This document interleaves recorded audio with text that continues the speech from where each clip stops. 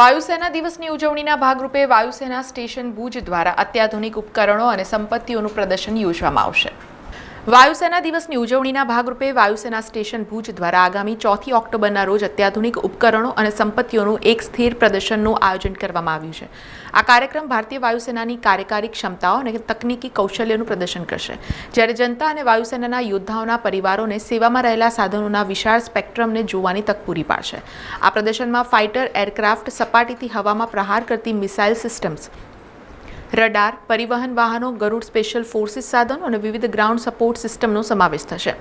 ભુજ ખાતે યોજાનારી આ ઉજવણી સ્ટેશનની ટચ ધ સ્કાય વિથ ગ્લોરીના સૂત્ર પ્રત્યેની પ્રતિબદ્ધતાને પુનઃપુષ્ટ કરશે, જે વાદળી રંગના પુરુષો અને સ્ત્રીઓના વ્યવસાયિકતા અને સમર્પણને પ્રકાશિત કરે છે।